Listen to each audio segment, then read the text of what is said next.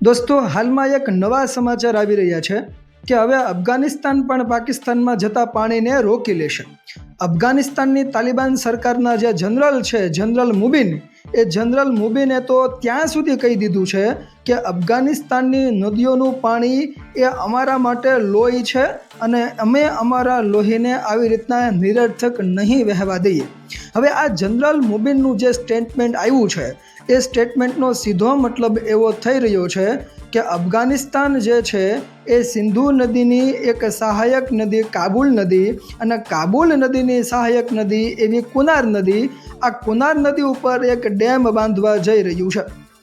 આ ડેમ બંધાતા અફઘાનિસ્તાનને નવી વીજળી ઉત્પાદન કરવાનો પણ એક સારો એવો મોકો મળશે અને અફઘાનિસ્તાનની ઘણી બધી ખેતીની જમીન એવી છે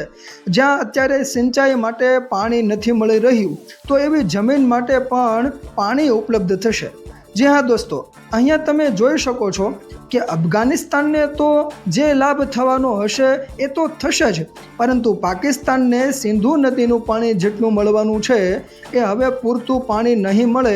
અને એક બાજુ ભારત સરકારે પણ સિંધુ જળ સમજૂતી રદ કરી નાખી છે અને સિંધુ નદીની સહાયક નદીઓ ઉપર ભારતે જે ડેમ બનાવેલા છે એનાથી પાણીને રોકી રાખેલું છે. હવે મિત્રો, અહીંયા એ જોવાનું છે કે જો અફઘાનિસ્તાન પણ આવું જ કરે છે તો અત્યાર સુધી તો સિંધુ નદીની જેટલી પણ ડાબી બાજુની નદીઓ હતી એની ઉપર ભારત પોતે પણ પાણી અટકાવવા માટે પ્રયત્ન કરી રહ્યું હતું, પરંતુ હવે ભારત જે છે એ અફઘાનિસ્તાનને સાથે લઈને સિંધુ નદીની જેટલી જમણી બાજુની સહાયક નદીઓ છે એનું પાણી પણ અટકાવી રહ્યું છે. એટલે કે હવે પાકિસ્તાનને ધોવા માટે પાણી નહીં મળે આવી પરિસ્થિતિ ઊભી થઈ રહી છે અને પાકિસ્તાનને કેમ ન મળવું જોઈએ અથવા તો કેમ પાણી મળવું જોઈએ એ બાબતમાં કોઈ પ્રશ્ન જ ઊભો થતો નથી, કેમ કે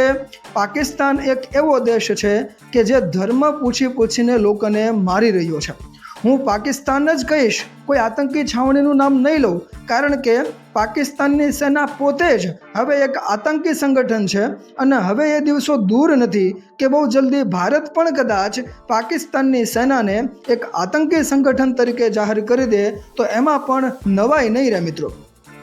હવે મિત્રો, અહીંયા સમજો કે અફઘાનિસ્તાને જ્યારે એમ કીધું છે કે અમે પાકિસ્તાનમાં જતા કુનાર નદીના પાણીને રોકીશું, એની ઉપર ડેમ બનાવશું, એનો સીધો મતલબ એવો થાય કે ભવિષ્યમાં હવે અફઘાનિસ્તાન અને પાકિસ્તાનની વચ્ચે પાણીને લઈને યુદ્ધ થશે. જી હા દોસ્તો, યાદ રાખજો કે અફઘાનિસ્તાન અને પાકિસ્તાનની વચ્ચે જો હવે યુદ્ધ થશે તો એનું એક સૌથી મોટું કારણ હશે અપૂરતું પાણી.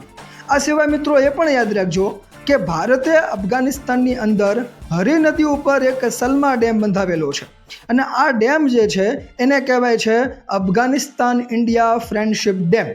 તમે જો સેટેલાઇટ ઇમેજ જુઓ તો ત્યાંથી પણ તમને દેખાશે કે ડેમ ઉપર આજે પણ એ લખેલું વાંચી શકાય છે અફઘાનિસ્તાન ઇન્ડિયા ફ્રેન્ડશિપ ડેમ.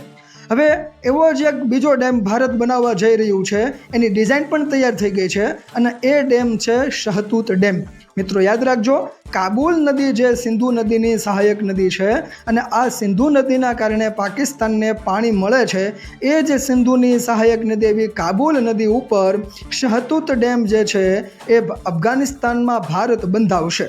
હવે જ્યારે પાકિસ્તાનને ખબર પડી કે અફઘાનિસ્તાનની અંદર કાબુલ નદી ઉપર ભારત શહતૂત ડેમ બાંધવા જઈ રહ્યું છે, એટલે તરત જ પાકિસ્તાને એવું કીધું કે જો તમે ડેમ બાંધશો તો એનો મતલબ થશે એન એક્ટ ઓફ વોર, એટલે કે યુદ્ધ જેવી પરિસ્થિતિ.